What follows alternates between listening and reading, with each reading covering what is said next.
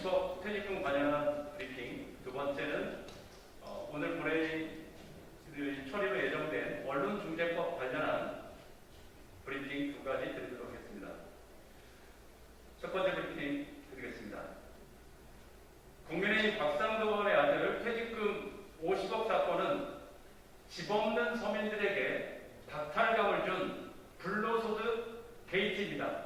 국민의힘의 엄중한 사과가 필요합니다. 대장동 개발 특혜 의혹의 핵심에 있는 화천대유의 1000배가 넘는 배당 수익으로 시민들의 분노가 확산되고 있는 와중에 또다시 국민의힘 곽상도 의원의 아들이 퇴직금으로 50억을 받았다는 사실이 밝혀졌습니다. 집 없는 보통 시민들은 또다시 강한 박탈감과 좌절을 느끼고 있습니다. 곽 의원 아들의 급여를 기준으로 산출되는 통상적 퇴직금은 2천만 원에서 3천만 원 정도입니다. 50억이라는 퇴직금은 상식적으로 납득할 수 없고 대장동 개발 특혜에 연루되지 않고서는 불가능한 금액이라는 것이 보통 시민들의 합리적인 의심입니다. 김기현 원내대표도 곽상도 아들 퇴직금 의혹을 미리 인지한 것으로 알려졌습니다. 국민의힘은 소속 국회의원의 특혜비리 의혹에 대해 이미 탈당했으니 이제는 상관없는 일이라고 꼬리 자르기로 대충 넘어가서 될 일이 아닙니다.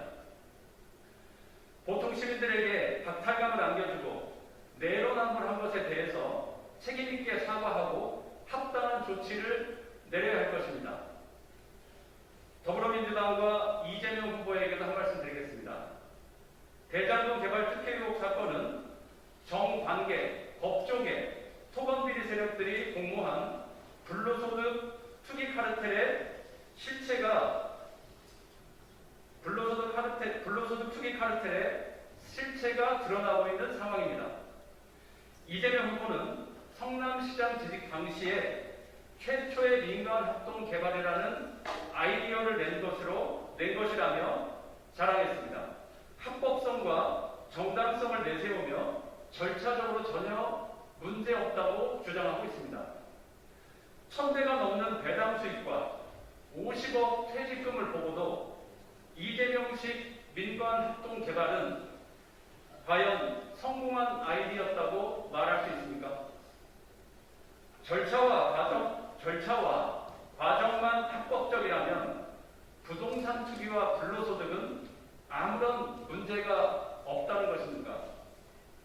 LH 사태 후에 어떠한 경우에도 부동산 불로소득은 용인하지 않고 뿌리 뽑겠다고 공언했던 여야 정치권 모두 내로남불해서는 안 될 것입니다.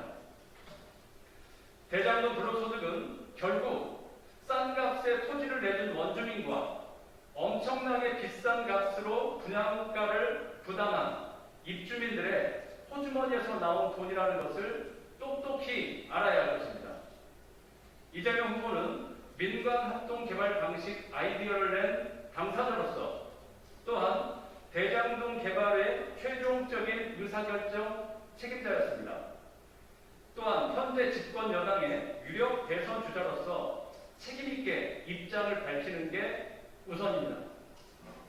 이재명 후보와 그 소속 정당인 더불어민주당은 정치적 공감을 하기에 앞서 부동산 투기 불로소득에 좌절하고 박탈감을 느끼고 있는 집 없는 보통 시민들에게 솔직한 사과와 책임있는 조치를 내놓는 것이 정치적 도리라는 것을 다시 한번 분명히 말씀드립니다.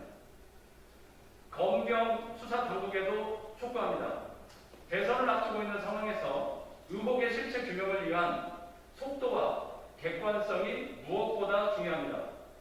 대장동 개발 특혜 의혹에 연루된 당사자들과 관련 기관 등 모두에 대해 여야 가릴 것 없이 철저한 수사를 통해 실체적 진실을 낱낱이 밝혀야 할 것입니다.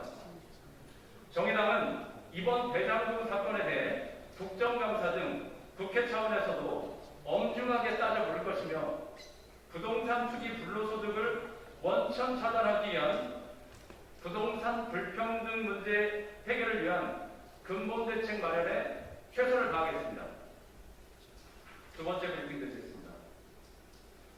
더불어민주당은 UN 그리고 국가인권위원회 등이 권고한 언론중재법 문제 제기를 수용하고 사회적 합의에 적극 나서야 할 것입니다.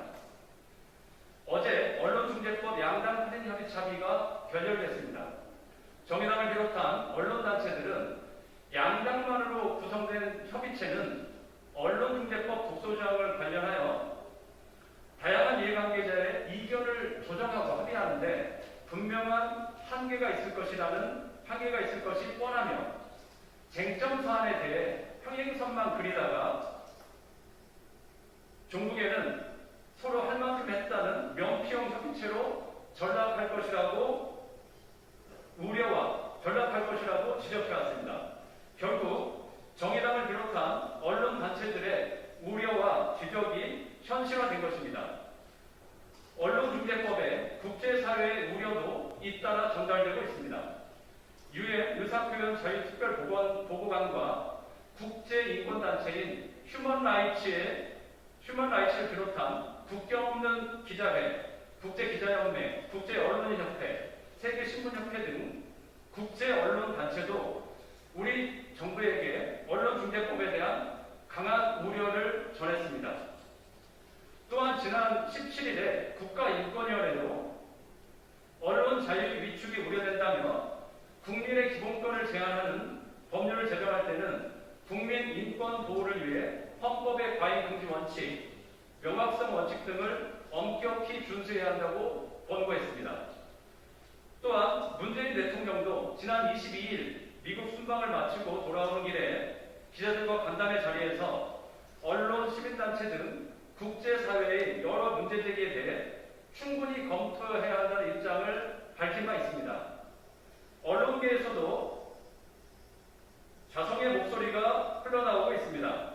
지난주 언론 현업단체들은 자율적인 시민피해 구제 노력을 기울이겠다며 언론자유규제기구 설립을 제안하기도 했습니다. 더불어민주당은 오늘 언론중재법을 강행 처리하겠다고 고집할 것이 아니라 다양한 우려와 원고, 새로운 제안들에 귀 기울이며 사회적 합의를 위해 전향적으로 나서야 할 것입니다.